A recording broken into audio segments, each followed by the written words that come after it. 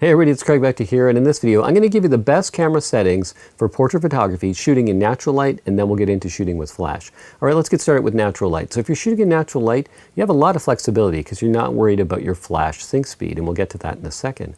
So I suggest a general rule is shooting at a shutter speed double the size of your lens. So let's say if you're shooting with a 70mm or an 85, or let's just make it simple, if you're shooting with a 100mm prime lens, then your shutter speed at a minimum should be 200. Although it'll be probably higher depending on your lighting situation. You can shoot all the way up to 8,000, whatever works. So I suggest looking at your in-camera meter and then taking a test shot, and then look at your histogram, make sure it's close to the right but not blowing out, and then also have a look at your highlight indicator warning, make sure that's on as well, and then just refer to that, and then if you need to make it a little brighter, you can. Now I don't use spot metering, it depends on your camera model what they call it, but I just do a general metering of the whole scene, and then I just look at it. And I think the best thing is to use your eyes and see what you think. Does it look too bright? Does it look too dark? One thing is to always have your LCD screen on the same setting. Set it for 3 or 4 or 5. Get used to how your image looks, because if it's on auto, it's going to vary depending on your lighting situation. It's going to be really hard to tell if you look at your LCD screen and you just gauge that if it's not always set the same. So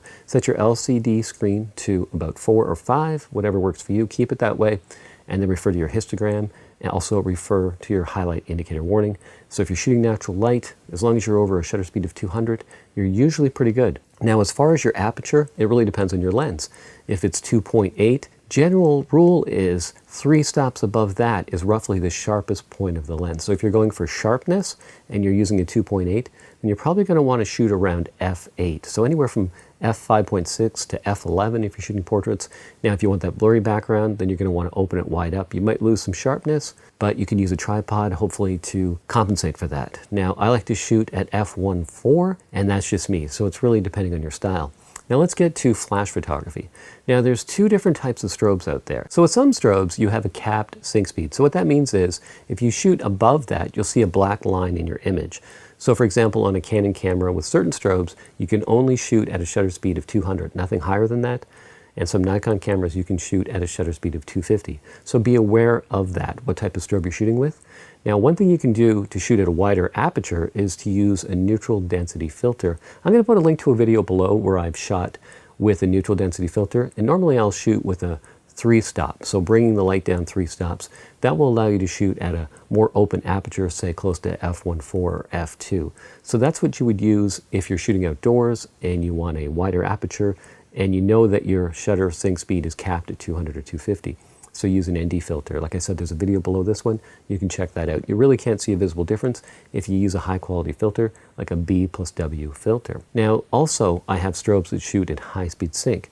Now the difference is I can shoot up to a shutter speed of 8,000 and I don't have to use an ND filter, which is just one less thing to think about.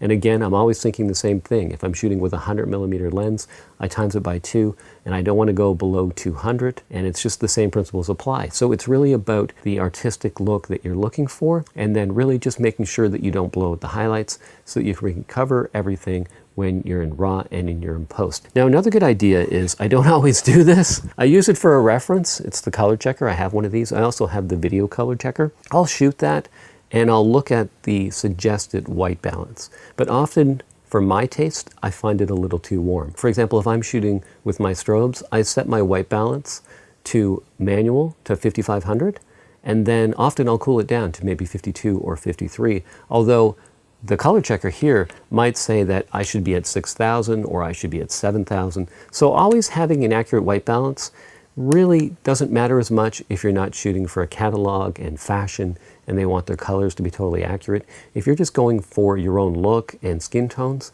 I often adjust those by eye. So hopefully these tips are helpful. If you have any questions, if something I said wasn't clear, just post them in the comments section below. If you found these tips helpful, give me a thumbs up. Also, if you feel like you want to share this video, just look below. You can click on share and share it with other photographers. And if you're not already a subscriber and you're new here, my name is Craig Beckta, and I come out with new videos every week. So if you're into photography, just click on subscribe and hit that bell notification, and you'll get email updates when I release my weekly videos.